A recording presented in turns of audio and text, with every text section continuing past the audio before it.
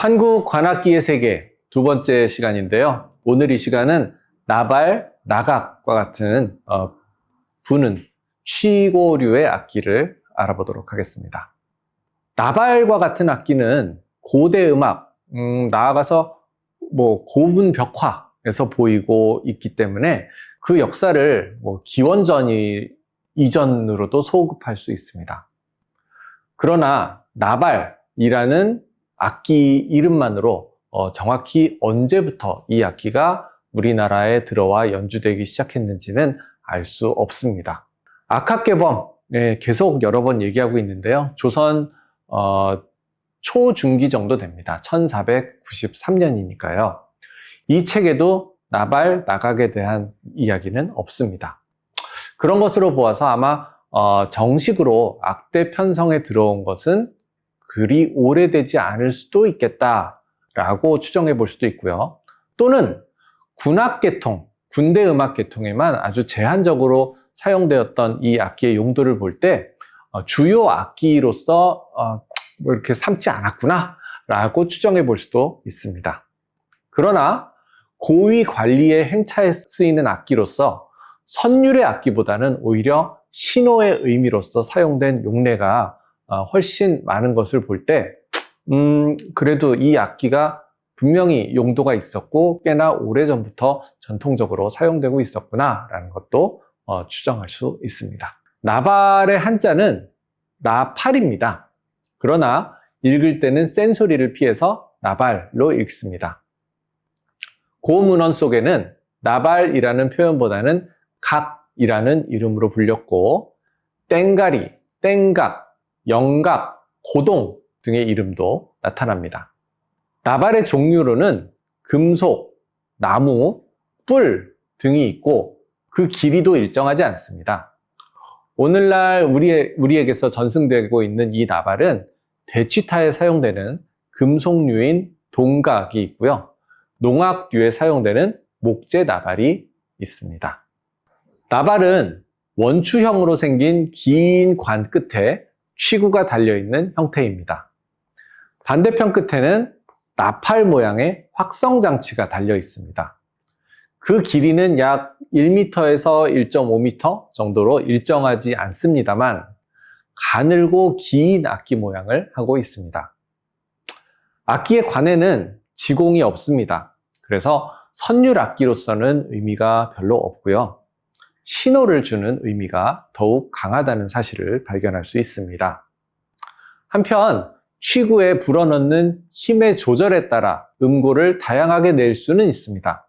그러나 그 음고의 변화로서 연주를 하지는 않기 때문에 기본적으로 단일 음고를 내는 악기로 봐야 할 것입니다.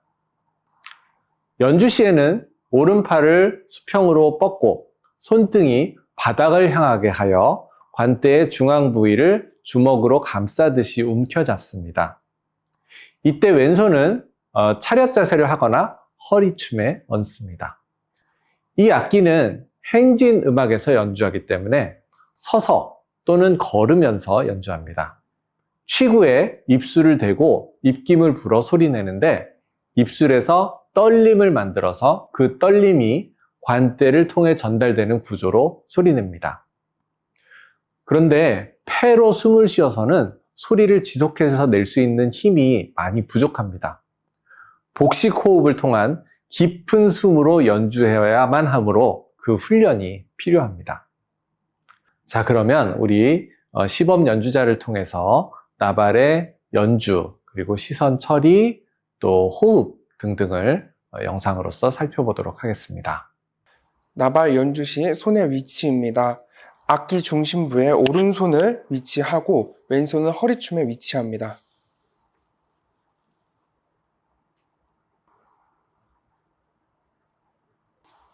또한 시선은 정면을 정시합니다.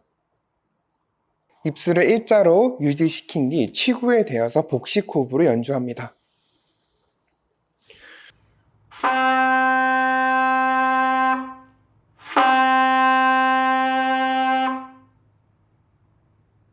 입술을 일자로 유지시킨 후 공명을 일으킵니다.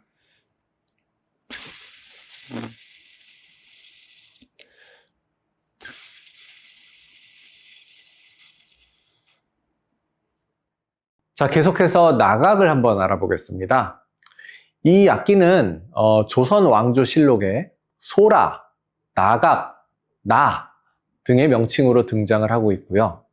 병서에 쥐라, 고라, 나발 등과 같은 이름으로 기록되어 있습니다. 이와 같이 다양한 이름을 갖고 있는 이 악기는 군사 행진과 종교 의식에 주로 사용되었습니다. 고려사의 취략운 편성에 이 나각에 대한 기사가 나옵니다. 고려사에 보면 취략운 편성에 대한 기사가 나오고요. 또 삼국유사에 보면 절에서 나발을 연주한 기사가 나타납니다. 그러나 오늘날 불교 행사에서의 나각 연주는 거의 볼 수 없으며 근대 시기 이왕직 악부를 통해 오늘날까지 전승되고 있는 대취타 행진음악에서만 나각을 볼 수 있습니다. 나각의 구조는 매우 간단합니다. 큰 소라를 구하고 그 속살을 비워냅니다.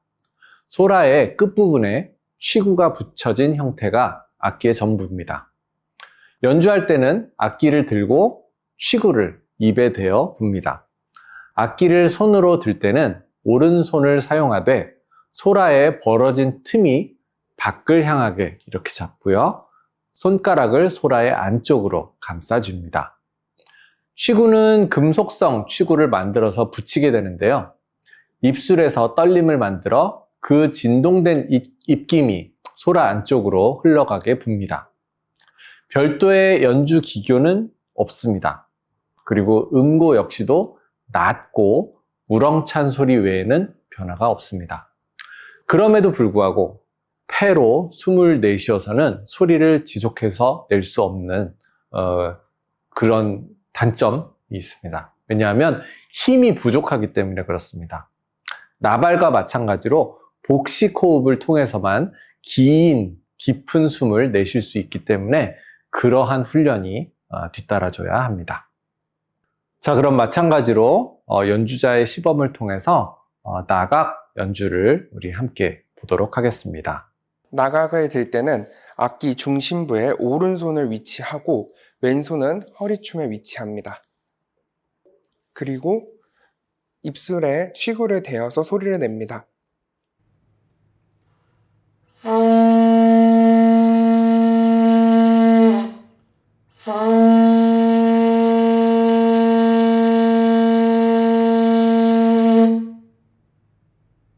시선은 정면을 바라봅니다. 입술 모양은 양옆을 쫙 당겨서 일자로 유지시킨 뒤 취구에 입술을 맞춰서 진동을 내어 소리를 냅니다.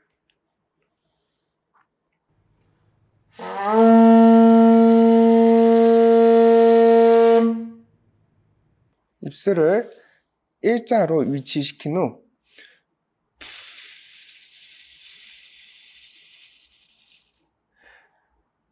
이 모양 형태로 바람을 집어넣어 공명을 일으킵니다. 관악기의 기본 호흡은 복식 호흡으로 이루어지며 숨을 최대한 크게 들이마시고 연주를 합니다.